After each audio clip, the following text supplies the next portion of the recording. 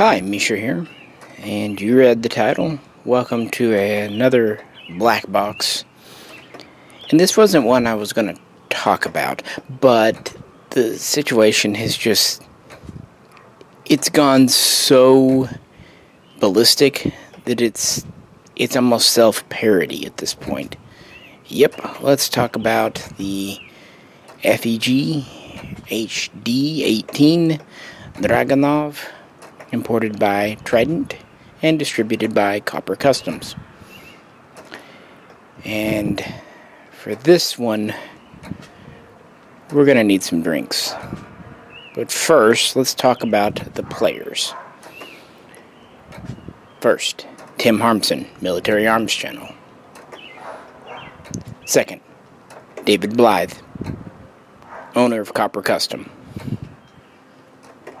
Third, Prdubi, aka Joe, supposedly representative of FEG in Hungary. From there, we have a new player, BFGMovies, Flandre, and it goes on and on. But there are some people we're going to talk about and how this made kind of a giant loop. So how about that drink? Let's get started.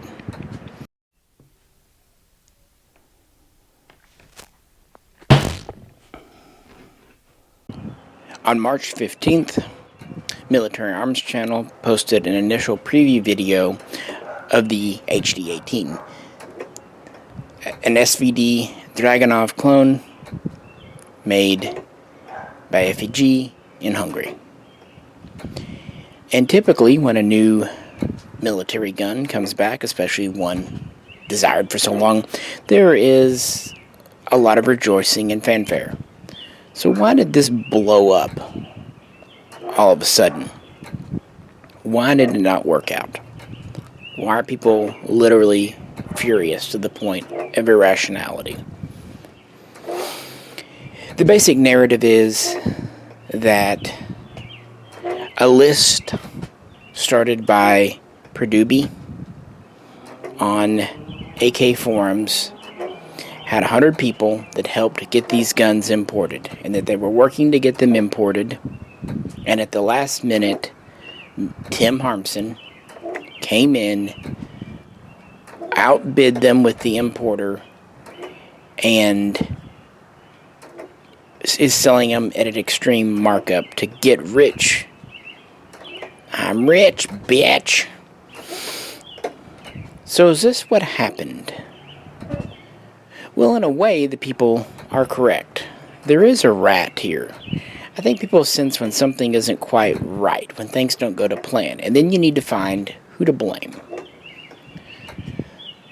So let's look at some objective facts, and then kind of talk about each side and how our players are interacting. Fact 1. Tim Harmsen is not the owner of Copper Customs. Tim Harmsen is a minority shareholder. He owns 40% of the business. He is not a 9-to-5 employee, and he really doesn't draw a salary or a paycheck from them as far as I understand it. Military Arms Channel as an entity is much older than Copper Custom. Military Arms Channel dates back over 12 years. Copper Custom seems to have been started around 2014, and it is owned 60% by Mr. David Blythe. Tim is just kind of the PR person, the face of it, if you will, and he basically gets the use of a cameraman, and he gets kind of favored position if a batch of guns come in, like these HD18s. He gets one for his work and kind of advertising for the company. Fact 2. Tim Harmsen, Military Arms Channel, does not own 100 or 50 or even 5 HD18s. He owns one the one in the video. Now, some might want to argue with this. There's nothing to argue about. This is the simple truth. Tim Harmsen does not have the money to buy 100 HD18s. That would be Copper Customs. Again, he's a minority shareholder. Would he benefit from their sale? Yes, in a roundabout way, but not directly and not by himself. Many of us own stocks in companies. I own some in my local bank, for example. And so when they do something good, great, my stock goes up. When they do something bad, my stock goes down. That's pretty much where we're at there. Fact number 3. Prdubi, a.k.a. Joe, that's for some reason what they call him at Copper Customs, a.k.a. Rudolph, which is his real first name, started a post on the AKForums in May of 2019. I believe it was like May 23rd. I'm probably off by a day or two, but that gives you an idea. This started off in the beginning as an interest list to gauge if there was a market for Hungarian-produced Dragunovs in the USA from a company that he is said to be a representative for. He presents himself as a representative of this company. At this time, at the beginning of the post, he said they already had an importer lined up, and they had parts to make 100 guns. From there, the list does change, but I'm not exactly sure when. Our next fact. FEG that we're talking about here is not FEG Factory 02 from the communist days. That factory shuttered its firearms division something like 15-20 years ago. The company, FEG, is still around, but they're a heating and air company. They're a light bulb manufacturer, utilities, that kind of thing. I don't know, washing machines, dryers. The company today is called FEG Defense, and they purchased the name, existing tooling, whatever spare parts and other things rattling around the back, and opened shop in 2016. And they're not in the old FEG factory. They're actually in a very small location. You can look it up on Google Maps if you want to see, but it's a small little outfit. They just purchased the name. So it's just like the Springfield Armory in the USA when the original arsenal closed. The Reese family bought the name. There's nothing wrong with this. Nothing at all. So FEG got going and started to see what they could do, see what they could produce. So far, so good. Prdubi started this list. So how did these guns that were supposedly on pre-order by these 100 people not go to those people, or did they, and end up in the hands of Copper Custom? Is it time for another drink? I feel like it is.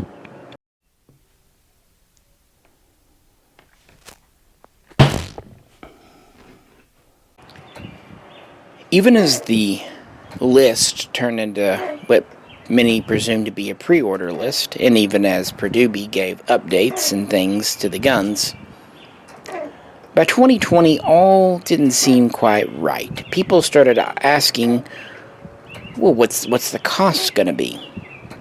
Because in the beginning, there wasn't really a price put down. It was more of guys saying, I'll take one, and I would pay X dollars. A firm price was never put in the list, although some will say, and correctly so, that towards the end of things there, before things kind of went quiet with the Post and Prdubi, that it was up to about $5,000. People who claim $2,500 are dreaming. $3,800 was kind of an earlier price. Again, FEG Defense is a new company. This is a new venture for them. And of course, 2020 saw rising costs and the falling value of the US dollar. So it's all to be expected. Anyway, people on the list started saying, can I pay for it? Either pre-order, like a partial thing, or in full. This is very common with imports because money is up front. This is where the first red flag, or at least cautionary flag, pops up. to those savvy people, when FEG said, no, we don't want any money yet, that should have maybe raised some concerns. When people are serious, they typically want some money down. Also, the import situation got a little weird. It's almost as if Prdubi backtracked, or maybe the deal with the first importer fell through, or maybe they only were talking with importers, because there's talk in 2020, at least late 2019, about finding an importer and arranging things. Nevertheless, these people, these 100, they have claim, right? They're the first to express interest. Now, the people that said they made it happen, I think that's a bit of an exaggeration, but they were certainly enthusiastic, and as a gun enthusiast myself, that makes sense. But what if I told you, going back to 2019, in March, at the International Firearms Expo in Europe, what if I told you Trident and FEG had already started talking about these guns? In fact, FEG had been shopping the idea of the HD18 around since, wait for it, 2018, hence the name. In fact, 2 months before the initial post from Prdubi, talks had already started between Trident and FEG. So they were well underway. In fact, if anything, it looks like, at least according to Trident, that they were well in hand and maybe even had an initial contract inked by the time of the post, which is okay still if that initial post was just a speculative post to show interest and to help gauge a price. That is perfectly fine. So here we have Trident, who, as we know now, definitely had a contract with FEG and put money down for these guns with FEG, versus a list that did not have a contract, did not put money down, and actually the things kind of went quiet in 2020. And most people, myself included, thought it was dead. That is, of course, until the Military Arms Channel video popped up in March of 2021. Now the story is that Trident agreed to purchase all 100 guns, and they were to come in 2 batches of 50 and 50, or really 50 and 49 perhaps. And from there, Trident sold the kit and caboodle to Copper Customs. Again, owned by David Blythe, not Tim Harmsen. And Tim Harmsen had his gun for the video. And immediately, people were pretty pissed off, especially the first 100 from the list. Seemingly none more so than Flandre, BFGMovies. In fact, he was one of the first, if not the first, to post a pretty outrage thing on Facebook, calling it out, calling many things. And, from his point of view, rightfully so. But this is where the story gets weird. At this point, no one had the guns except Tim Harmsen. And Prdubi had said several things about what these guns were going to be, much of which people took at face value. He's, after all, the official FEG rep, right? He said that they would have a heavy profile barrel, made by Lothar Walther in Germany, a 1-in-11 twist rate, and not a 2-position gas regulator as on the original SVD, but a 3-position to work with a suppressor. And to go alongside that, they would be threaded 5/8 by 24, so you can put your suppressor on them. All well and good. They would also have a longer buttstock, and at times he said these were built from either old parts made by FEG in the 80s or 90s, or from new parts that they created using the Russian data packets, the TDP, if you will, which dated back to an agreement in 1978. At least that's the document that FEG Defense presented to Trident, and presumably the government. So that was a little vague, and it could have been both, some guns, because they only would have a certain number of parts, right? So a Flanderer gets his gun. And he was one of the first 100. So he's leading the charge about how these people should be given first shot at these.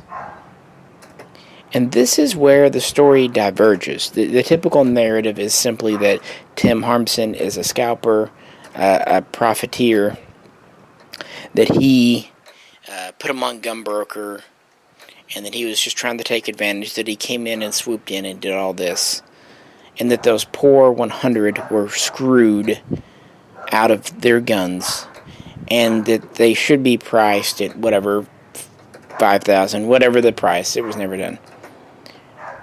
But yeah, this is where it gets really interesting, and the tone starts to change.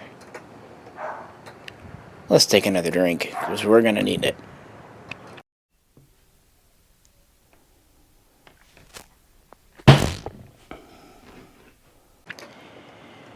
Tim Harmsen's response, his initial kind of damage control, as people call it, was replying to comments, replying to posts on his video. David Blythe, though, the actual owner of Copper Custom and the owner of the SVDs after Trident, took a little longer to respond, and responded on Facebook. David Blythe took full responsibility for the decision to post on Gunbroker. Now here's the fact. Only 5 were posted. It's also a fact that a mistake was made, according to Copper Custom, saying that all 100 would be on Gunbroker. Look, that would be a really, really stupid thing to do from a business perspective.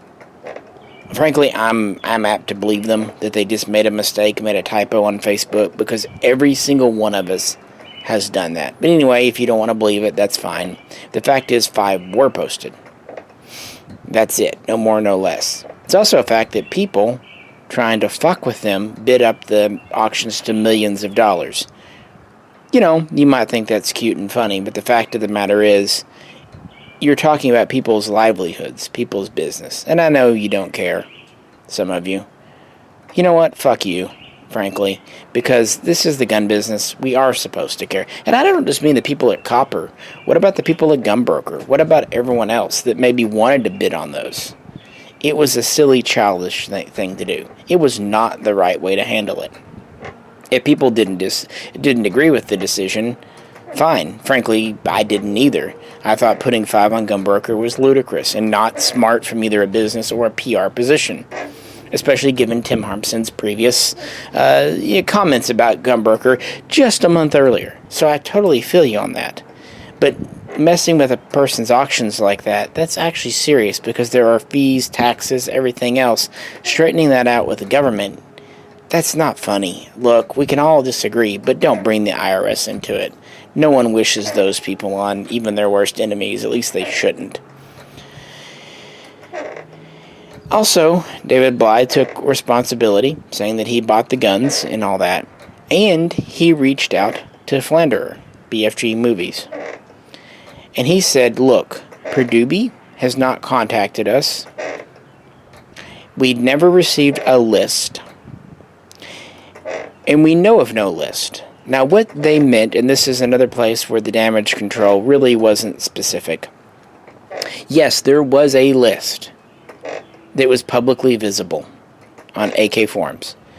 It was a list of usernames, of nicknames. It was not a list of first name, last name, email address, phone number, and of course not any kind of payment information, because these people never put money down. Not to say they didn't ask to. Many of them actually tried really hard, but FEG wasn't taking money. Anyway, so the private info about who these people were was sent via PM to Prdubi, and he finally popped up again saying he didn't have it, he lost it, it's gone. So what Mr. Blythe told the Flandre, however, if you can get me the names of these people and have them contact, we will offer them the guns, first chance at the guns, at a discount. We cannot do 5,000. And his reasoning was quite clear. He showed Flander what Trident paid. FEG was right in saying that the guns would be 5,000 or less. Their bill per gun was $4,800. That is what Trident, the importer, was expected to pay. Now some say, well, okay, the money's still there. Because the retail price, MSRP, on Copper Custom was $7,500, and the discounted price offered to the 100 list was $6,800. So it would seem at first glance, it's $2,000 profit. But au contraire, you're forgetting about Uncle Sugar.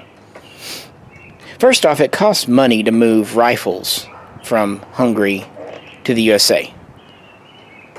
Secondly, there is a 10% tariff on rifles. So right there, between those two costs, you're bumping it up to at least $5,400 per gun. And any other associated costs that might have popped up along the way. The little nickel and dime things. Also keep in mind, that's what Trident paid. So once Trident got them here, they were in the mid-fives. Well, they have to sell them to Copper Custom at a profit, and Copper Custom has to sell them at a profit. Despite what you might feel, comrade, this isn't socialism, this isn't welfare. These are guns. These companies are in it to make a dime. So by the time the importer and the vendor, the distributor, make some money, you do get up to about $6,800, with both parties making, $600, maybe $700 each. I'm sorry, but for a $5,000 investment, that's not unreasonable. People have sometimes said, the import game is 10%. Bullshit. Imports, the margins are higher because their risk is higher. Trident had to lay money out for these months ago, so it was tied up. So anyway, Mr. Blythe offered that if Flander could get a hold of these people, he would offer them the guns. Kind of, better late than never. Did they do it at the beginning? No, they did not. But let's also remember that Prdubi did not work for Trident. He did not work for Copper Customs. He was a representative of FEG. If FEG wanted those people to be treated to first come, that should have been part of the contract FEG had with Trident. As it is, FEG had one client, one customer, Trident. That was it. They bought their guns. And from there, Trident sold to Copper Custom. Now, did Trident or Copper Custom know about the list? Many assert that they must have. And perhaps they did. But perhaps they didn't. We don't have evidence, as far as I'm aware, one way or the other. And it doesn't really matter even if they did, because Prdubi did not speak for either one of those entities. So, David Blythe really was trying to do the right thing, trying to do the right PR thing. And this is where Flander really steps in. He said to me directly that Blythe was very open. He answered any questions he asked, and he even showed him the unadulterated invoices from Trident and all that, giving him access to paperwork that most importers would never let a customer see, all in an attempt to make things right. And so from here, you would think that Flander, one of the 100, and things would be set right? And you think he'd be a hero. Au contraire. Yet again, now people call him a cocksucking toady of Tim Harmsen.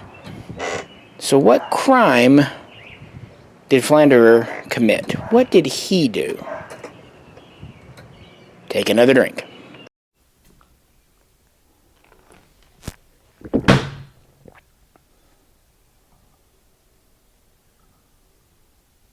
Oh, you didn't stop. Flander tried to reach out to the people on the list. Actually, by this point, it had grown to about 300. And of course, this list was only based on the AKForums. He started trying to PM everyone, asking if they wanted one for the price of $6,800. The AKForum administrator's response was to ban him, calling it spam, even though he was literally doing a community service for no pay. Furthermore, some people on the AKForums were actually gloating about this, saying that they banned him, claiming that he was not contacting the people to help, to offer them a gun or to help them get in contact with Blythe, but rather he was contacting the people to construct a list to make a lawsuit. A lawsuit about what, when, and where, I have no idea, because these people weren't even attempting to contact, at least most of them, Copper directly. So he got banned, and because he took one of the rifles, it's $6,800, because he wanted one, he now gets vilified and is on the wrong side of things. Never mind that he actually was one of the very first to kick up a fuss about the military video. Never mind that he was one of the mythical 100. Never mind that he was one of the very people that people claim to be fighting for, claim to be white knighting for. Oh, no, no. He was a villain because he decided to buy the rifle that he had wanted for 2-3 years. He also had the audacity to question Prdubi on the AKForums, because once he got the rifle in hand, it wasn't quite as advertised. And this is where things really kind of twist around even more. The rifle that Flander received did not have a heavy barrel. It did not have a 3-position gas regulator. And it did not look to be made from 1980s parts, be they Hungarian or otherwise. Once asked, Prdubi's story was that, well, these 100, not all barrels were made by Lothar Walther. Some were made by FEG in-house, and others were made by an unnamed alternative European contractor. So 3 manufacturers for barrels for a run of 100 guns. And apparently only some have the heavy profile. As to the 3-way versus 2-way gas regulator, no real answer given there as far as I know. That's fine and dandy, except by now, lots of people, and myself included, Rob Ski included, have received our guns, and all have the light or standard SVD profile barrel. No heavy barrels have shown up. There was also an odd claim early on that the guns had been in country. Some people said that, I know for a fact that they've been in country since last summer. The only problem with this is that the proof test, the SIP proof test on the barrel from Hungary is dated 2021, leading one to believe that these were proof tests in Hungary this year, a year that's only 3 months old, and the guns came in nearly a month ago now, meaning that these probably shipped out a short time after Christmas, because with air travel these days, it doesn't take long to get stuff over, not like it used to. So the claim that's been floating around the internet that these were here for 6 months, and that Prdubi was just trying to get the money together to buy them off the importer, and that Tim Harmsen, again, who actually didn't do it because he doesn't have the money to do it, came in and picked them up, would seem to have a hole or two in it. These don't seem to have been sitting around. Also, no one on the list reported Prdubi trying to contact them to get money together. And in fact, it does not seem like Prdubi even lives in Hungary anymore. It seems like he moved to Oregon, although some people say California, and works there at a gun shop. And that's it. So, how many people? I actually asked Flander, had all the people on the list been contacted, at least all the ones that still had valid usernames in the AKForums? And he said by this point, yes, they had all been contacted. How many actually bought the rifles? He said 20 some odd. Now, considering the price was higher than expected, this doesn't really surprise me. But I do want, because this is a concern that I had myself. Did the 100 first people have a chance to buy the gun at the lowest price point it's been offered at? And the answer, according to Flander, is yes. So that actually makes me feel quite good.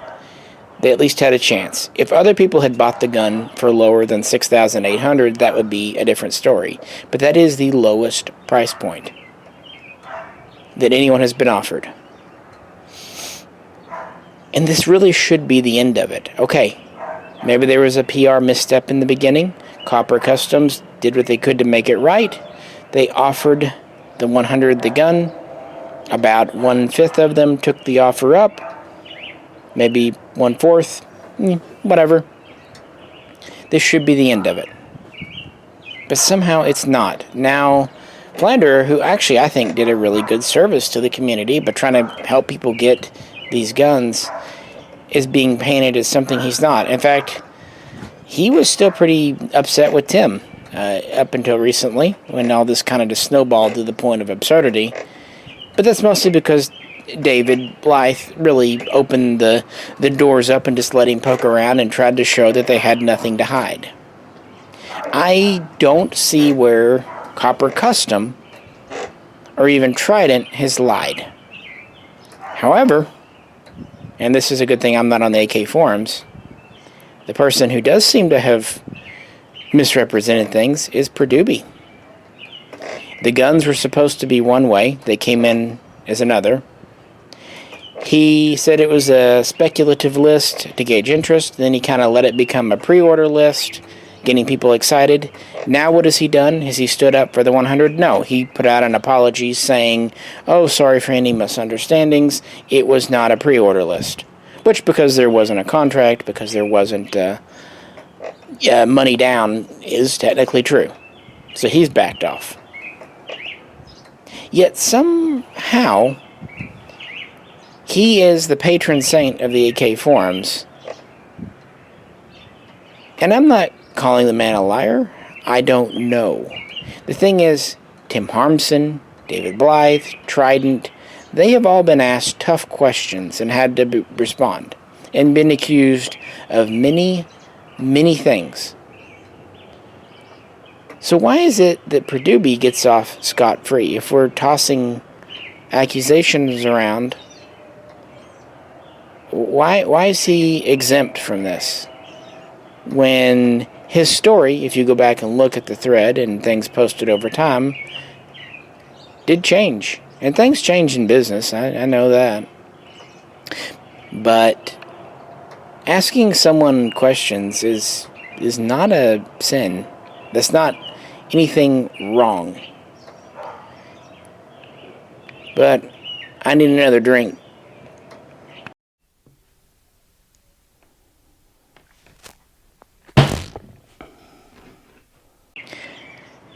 I know this doesn't fit the narrative. It would have been a very neat and tidy narrative. Tim Harmsen, Military Arms Channel, is huge in the gun community. To take him down would have been very satisfying to a lot of people. And the narrative that he swooped in and took these guns out from these 100 people maybe sounds good to some. But it's just patently not true. If anything, Trident had just as much claim, and they put the money down. And there's also been evidence, and I'm going to be vague here because I don't know what is and isn't confidential, that Prdubi shopped the same 100 guns around to at least one, possibly two other, even more, vendors. In other words, the same guns were sold 2 or 3 times over. And I'm sure the idea was, well, we'll sell 100 to take the money from that and then build 100, 200 more. Because the fact is, FEG Defense does not have money. It's a young corporation in Hungary and it's trying to make do with very little. They need the money desperately, and there's nothing wrong with that, trying to build a brand name. And I want to believe that Prdubi wasn't trying to do anything duplicitous. I think he got overexcited. I don't think he was in close a contact as maybe he let on. But I don't want to speculate, because therein lies the problem. I posted a video on the main channel about the HD18, not talking a word one about any of this, just showing the gun, comparing it to the PSL, talking about the original Soviet Dragunov, and immediately I, along with Rob Ski, because we bought them, was labeled as Tim's damage control, that we were paid shills, and that we were given guns for free. What did people base this idea, this certainty on? The simple fact that the guns were in our hands. Could it have been true? Well, I guess anything could be true, but I'm afraid the actual story is far less dramatic and far more costly for me. I wish I had been given one of these guns for free. Oh boy howdy. The story with me was pretty simple. Monday morning, before I knew anything, I was up that early because I needed to take care of business for something else. Keep in mind, I'm an FFL. I'm a gun dealer. It's my job to buy and sell guns. One of my regular customers and really friends called me and said, "Hey, did you know the HD18s came in?" I said, "No, I didn't know." He goes, "Yeah, they just put out a video on them." I said, "That's neat," because I've been following it. That's a community I'm involved in. But didn't think much of it. I called Tim, and I said, "Hey, what's up with these?" And he said, "Oh, I've been dreading this phone call." I said, "What's up?" And he goes, "Yeah, I got the guns in. They're nice, but I don't have any. I just have the one I got." He said, "But I am trying to get Copper to release, a few to me to share with my Patreons as a discount, as a perk, And I told him straight out, I said, "Look, that's fine, Tim. If you can't get me one, I'll catch the next run. Let the people that have already kind of spoken for him or are really interested, let them get it." And he said, "Yeah, right now they're wanting to put him on Gunbroker." Reading between the lines, I could tell that wasn't something he liked. But again, he didn't have any say over what Copper did. So that was that. And then he called me back later, saying that he could get me one, but it would be $8,000. And I said, I don't know. I said, how are they? Really nice? He goes, "Yeah, they really are nice." And I said, "Well, okay, I'll trust you on it." Because he said the only thing that was for sure is that the 100 would come in, and then from there, who knows with the current political thing. Now, me and the SVD, I had one in Russia years ago, 2008, and I've always wanted to replace one in America. I thought about doing the Chinese, but it just wasn't the same. I thought about doing the Tiger, but with the 20-inch barrel, it just didn't quite do it for me. So it really was a hole in my collection I've been waiting to fill. But, this is economically not a good time for this. So I really was uncertain. I thought, well, I can put it on a credit card that's like 0 interest for 6 months and pay it out over 6 months. And Tim had told me at this time that Rob Ski had actually already bought and paid for one. Now, this is still early Monday morning, folks. Like, I don't know, 10 a.m., 10:30 maybe. I don't know. It was before lunch. So I said, "Yeah, I'll take one." He said, "Just, whatever." He goes, "Well, yeah, let me do here. Copper will call you. I'm, giving them a list of my Patreons so they can call." Now, think of that what you will. Again, this is my beginning and end of it at this point. I get a call saying guns are in. I call someone about them. I'm told that they're here. And I'm offered one. I'm a gun dealer. I like AKs. I said, "Yeah."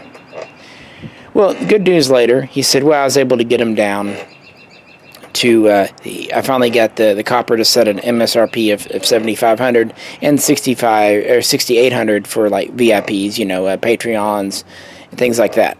Cool, kind of a dealer price. One other person commented in my video as an FFL just a regular dealer, and that was the quote dealer price. So yeah, 68 was the discounted price, be it whatever. Of course, later that would be applied to the list people. 7,500 was the retail. Now, of course, we still have the 5 on Gunbroker. Those actually started off at 5,000, which honestly seems a very good starting price. I mean, that's basically absolutely at cost, even less. Of course, then things went haywire from that point on. Now, I did get a call from one of the employees at Copper that day. He took my card info, and that was it. Now, I left town to deal with family stuff that Tuesday, which is really when stuff that Monday evening and Tuesday hit the fan. So that was the beginning and the end of it. I mean, that was me. I was called about a gun. I took it. But that's too boring. So the narrative actually has to be that I was given a gun for free, I presume. That's usually what given means. And it was damage control. Never mind that I paid what everyone else did. Yeah, okay, whatever. And even when I've told this story to a few people in the comments, their attitude is, well, I should have called and canceled my order out of protest. Out of protest for what? Because they didn't like some phrasing that Tim said. They didn't like his presuming hypocrisy because of the Gunbroker comment. Well, I didn't buy it from Tim Harmsen. I bought it, and everyone else bought it from Copper Custom. So, fine. That's where it is there. But why should I cancel it? That's ridiculous. The company wasn't convicted of any kind of crime, didn't do anything wrong. Guns were imported that people wanted. They bought the guns. They were selling the guns. That's what gun shops do. They sell guns. Now, when the list stuff came out, yeah, I was a little wary. Because I can see the point there. Even though they had no legal claim to the guns, yeah, they had a kind of an emotional, whatever, expectation. So that's why I really was relieved to hear that they were being reached out to and offered as good of a price as anyone else. Some took it, many didn't. Yeah. So there we are with the list and the people. Those people were offered. So what in protest to what? And this is where things just... You have to wonder who you're even dealing with now. Are these even pro-2A people, pro-gun people? Because what I think some of them really want to happen, well, it's definitely grounds for another drink.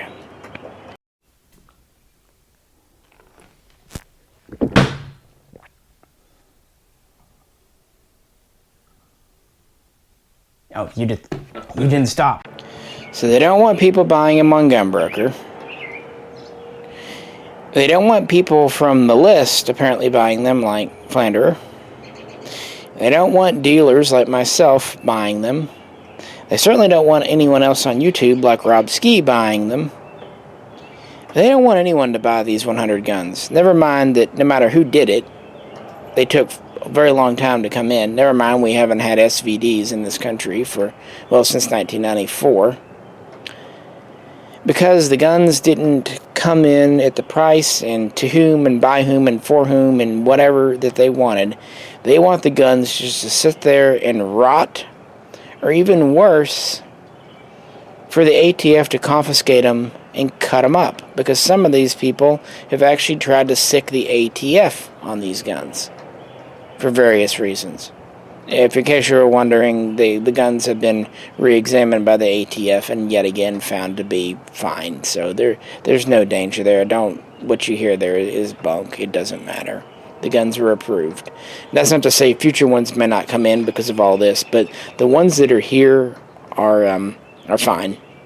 And people trying to draw parallels between this and those confiscated PSLs with the third pinhole, they're not understanding how the laws work and third pinholes and all that.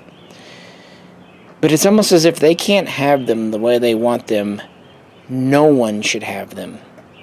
And they're basically being internet ATF agents, or trying to be. What is up with that? Okay, fine. But why would you not want at least people amongst the original 100 to have them? that these are the people you're saying and help to make them happen, that are entitled to them. Why is this now verboten?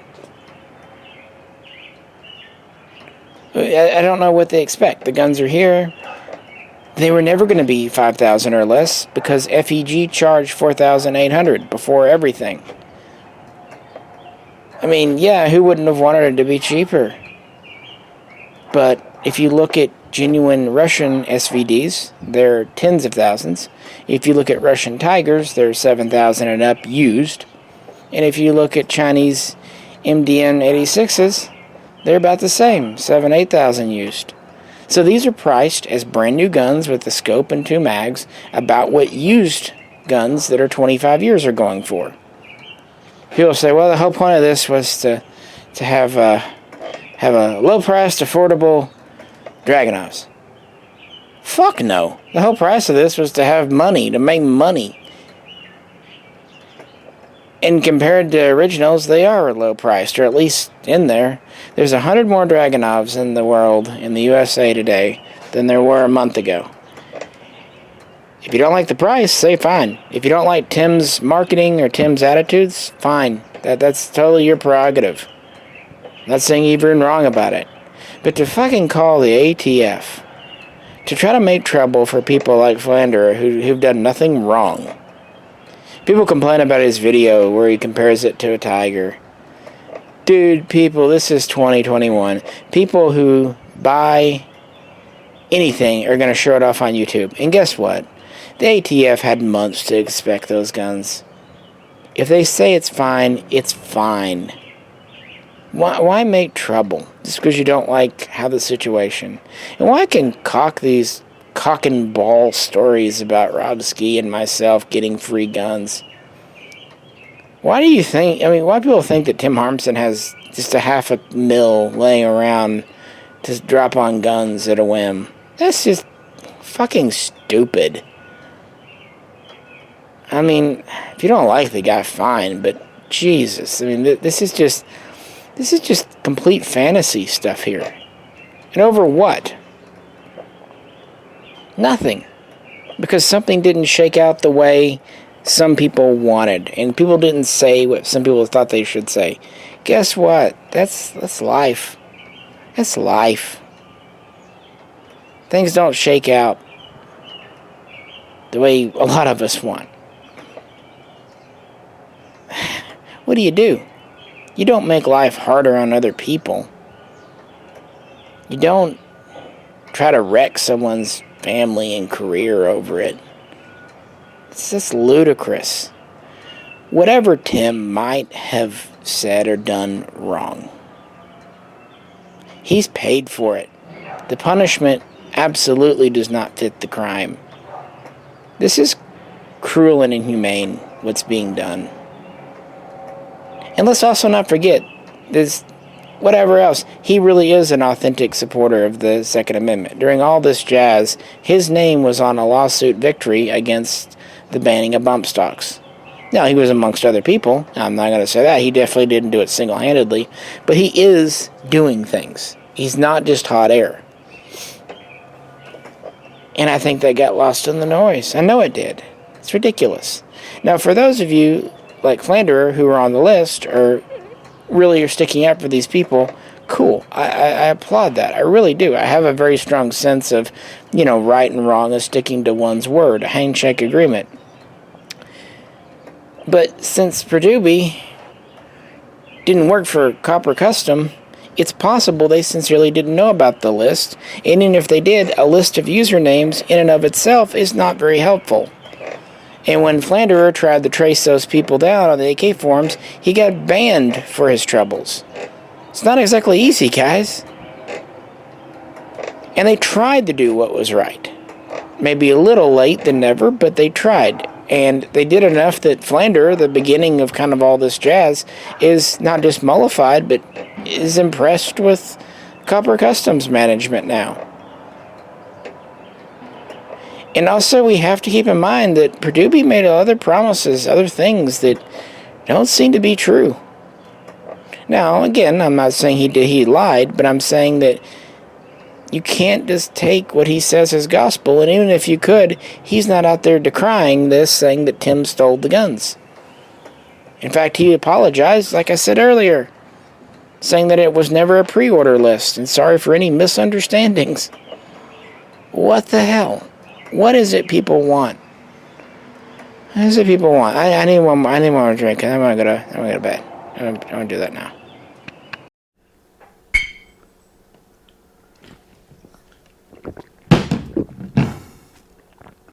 Cheers, you right bastards. So that's the situation. There's a lot I left out, but there's the bones. This is long enough as is. It's drama. And there are both sides to it, but it's not what you think. It's just not.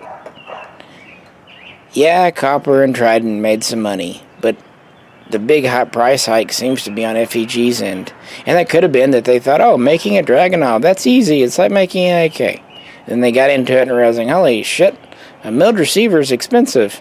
A hammer forged barrel is expensive.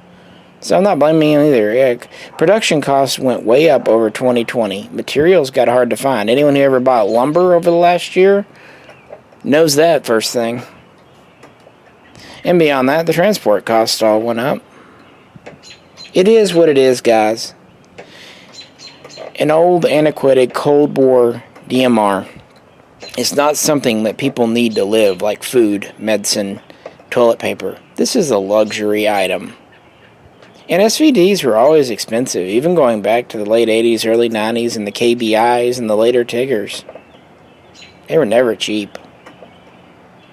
Just weren't. It's just what it is. And we're at a time now, remember PSLs? The original imports were 500 without a scope or 600 with a scope, and they stayed that price for years.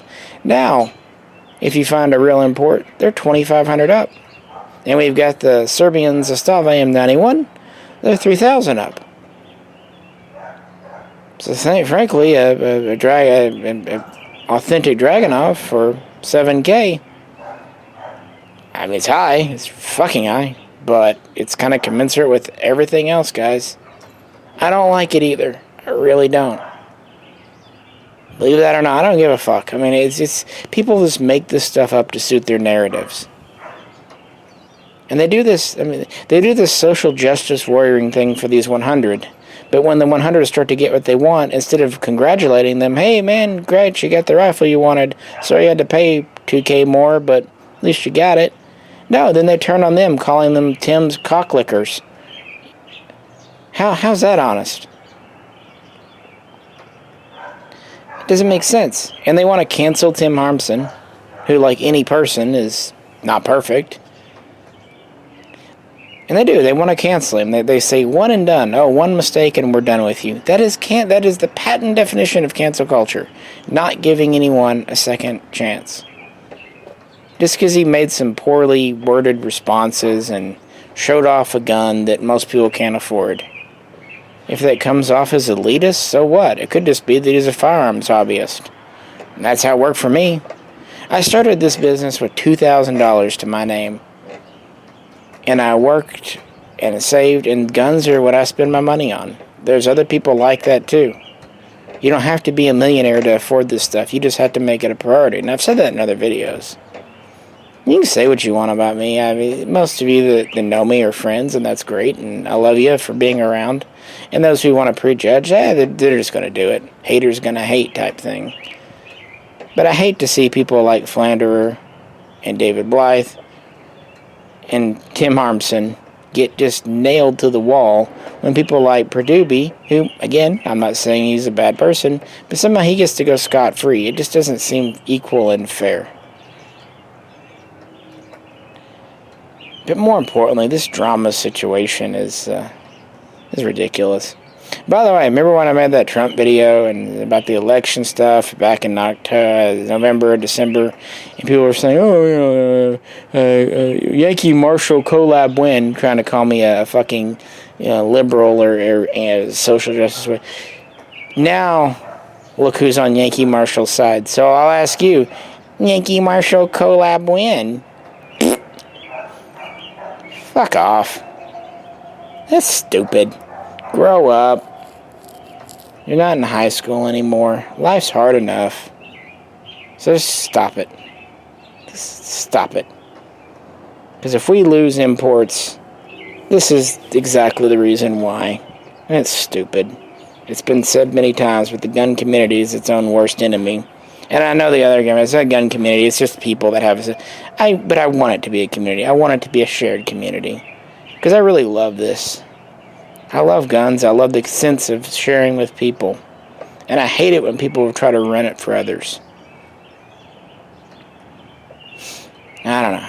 I don't want more stress in anyone's life. 2020 was a rat bastard. And you know how 2021 started off for me. My dad died. So maybe I'm just tired of drama. Maybe I'm tired of all this stuff. Maybe I just don't want any more fighting and struggling. It's so counterproductive and stupid. Anyway. There's more you could say. There's other elements to the story, text messages and this and that, but it's all just window dressing. It's all just noise. The simple fact is that the guns finally came in. The vendor tried to do right by them. The people that wanted them got them. And actually, the folks who received them, everyone I've talked to so far really likes them. So, great. And that's the sad thing, too. All this noise is kind of distracted from the fact that we have a really good SVD-style Dragunov in the country again.